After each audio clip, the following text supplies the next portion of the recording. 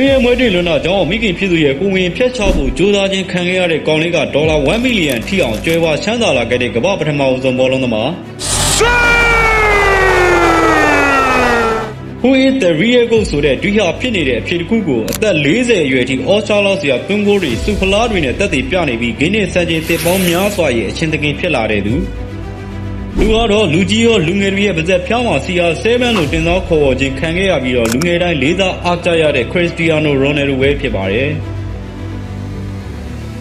ရိုနယ်ဒိုလို့ဆိုလိုက်တာနဲ့အောင်အမြင်ဆုံးကစားသမားတစ်ယောက်သူ့ရဲ့ကြီးပြည့်စုံတဲ့ကြွယ်ဝချမ်းသာမှုတွေကိုပဲမြင်ကြပါလိမ့်မယ်တကယ်တော့ရိုနယ်ဒိုရဲ့လို့မဖြစ်လာခင်တရေသားဘဝမှာကတည်းကစားဝတ်နေရခက်ခဲလွန်းလာကြောင်းမိခင်ဖြစ်သူရဲ့ကိုဝင်ဖျက်ချဖို့ကြိုးစားခြင်းကိုခံခဲ့ရပါတယ်ဒါပေမဲ့ကန်ကောင်းထောက်မှဆွမ်းနေပဲပေါ်တူဂီနိုင်ငံကမဒဲလာဆိုတဲ့ကျွန်းလေးပေါ်မှာရိုနယ်ဒိုဆိုတဲ့ကောင်လေးကအခက်ခဲတွေကြားကအသက်ရှင်သန်ခွင့်ရခဲ့ပါတယ်။အရက်ဆွဲနေတဲ့ဖခင်ဖြစ်သူရဲ့မလောင်းငှတဲ့လစာကြောင့်ရိုနယ်ဒိုရဲ့မိခင်ဖြစ်သူဟာကြုံရအလုပ်ကိုလုပ်ကင်ခဲ့ရပြီးရိုနယ်ဒိုကိုယ်တိုင်ကလည်းចောင်းစာတစ်ဖက်နဲ့လမ်းမတွေထက်မှတန်ချင်းရေးလုပ်ပြီးကူညီခဲ့ရပါတယ်။တစ်ဖက်မှာလည်းဘောလုံးအားကစားကိုရည်ယူမှုဝါသနာပါလာခဲ့တဲ့ရိုနယ်ဒိုဟာအသက်12နှစ်အရွယ်ရောက်မှာတော့ Sporting Lisbon လူငယ်အကယ်ဒမီအသင်းမှာနေရာရလာတဲ့အထိကြိုးစားလာနိုင်ခဲ့ပါတယ်။ဘောလုံးအားကစားဟာသူ့ဘဝအတွက်အရာရာပြောင်းလဲနိုင်တယ်ဆိုတာရိုနယ်ဒိုနားလဲသွားတဲ့နောက်သူ့အသက်14နှစ်အရွယ်ရောက်မှာကျောင်းကနေထွက်ခဲ့ပြီးဘောလုံးအပေါ်မှာအပြည့်အဝအာရုံစိုက်နိုင်ဖို့ကြိုးစားခဲ့ပါတယ်။ပါဖြစ်သူရဲ့မပီပြင်သေးတဲ့ဝိုးတော်ဝါအိမ်မက်တွေကိုအကောင့်ထဲပေါ်လာစေဖို့ရိုနယ်ဒိုရဲ့မိဘတွေကအခက်ခဲတွေကြားကရသမျှပံ့ပိုးမှုတွေပေးခဲ့ပါတယ်။ဒါကြောင့်လဲရိုနယ်ဒိုဟာစပိုတင်လူငယ်အသင်းရဲ့အောင်မြင်ဆုံးနဲ့လားလာချီသောလူငယ်ကစားသမားအဖြစ်သတ်မှတ်ခြင်းကိုခံခဲ့ရပါတယ်။ထွန်းတော့ဆုံးအရှင်ရောက်လာဖို့အစာပြိုးနေချိန်မှာသူ့အသက်15နှစ်အရောက်မှာမွေးရပါနှလုံးခုန်မြန်းတဲ့ယောဂကြောင့်ဘောလုံးအားကစားကိုအပြီးတိုင်ဆွတ်လွတ်ဖို့အထိတဖြည်းဖြည်းဆိုးရွားလာခဲ့ပါတယ်။ဒါပေမဲ့ကန်ကောင်းထောက်မှဆွမ်းနေပဲဆရာဝန်တွေရဲ့ခွဲစိတ်မှုတွေအောင်မြင်သွားပြီးနောက်ရိုနယ်ဒိုဟာမျက်ခင်းစိမ်းတွေပေါ်ကိုတစ်ဖက်ပြန်လည်ရှေ့ချနိုင်ခဲ့ပါတယ်။မုန်တိုင်းတွေပြီးလီဘီရီလာတက်စမြေမို့ရိုနယ်ဒိုရဲ့မဆုံးမနစ်ကြိုးစားအားထုတ်မှုတွေကြောင့်2002ခုနှစ်ရောက်မှာစပိုတင်အသင်းရဲ့ professional အသင်းလူစင်းမှာအဓိကကစားသမားအဖြစ်နေရာရလာပြီးရှေ့စွမ်းကောင်းတွေပြသနိုင်ခဲ့ပါတယ်။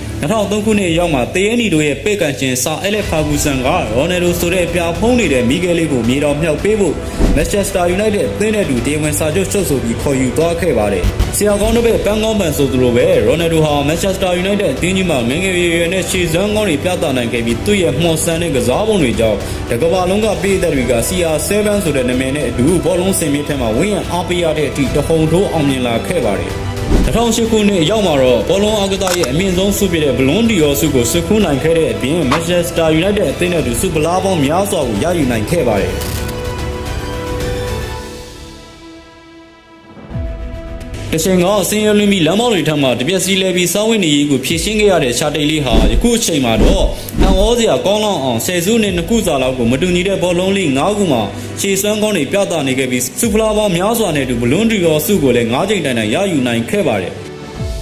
လက်ရှိချိန်မှာတော့ရိုနယ်ဒိုဟာကစားသမားဘဝရဲ့နောက်ဆုံးချိန်တွေကိုဆော်ဒီကလပ်အင်နာဆာအသင်းမှဝေဖန်ထွန်းနှံမှုတွေကိုသွင်းကိုပေါင်း1000ဆိုတဲ့စံချိန်ကိုရှိုးဖြတ်ဖို့ကြိုးစားရင်းရှေ့ရတဲ့မိသားစုနဲ့တူဘဝကိုပျော်ရွှင်စွာဖြတ်သန်းလျက်ရှိပါတယ်။လောကကြီးဟာလူတိုင်းကိုတန်းတူအခွင့်အရေးမပေးနိုင်ပေမဲ့အိမ်မက်ကိုအကောင့်ထဲပေါ်ဖို့ကြိုးစားခွင့်တော့လူတိုင်းကိုပေးထားပါတယ်။ဒါပေမဲ့ကိုမယုံကြည်တော့တဲ့နေ့တွေရှိလာခဲ့ရင်ရိုနယ်ဒိုကိုသတိရလိုက်ပါ။ဒီနေ့ထက်မနက်ဖြန်တလှမ်းပို့ကြိုးစားမယ်ဆိုရင်မိတ်ဆွေရဲ့အိမ်မက်ကလည်းတနေ့နေ့မှာအမှန်တကယ်ဖြစ်လာမှာပါ။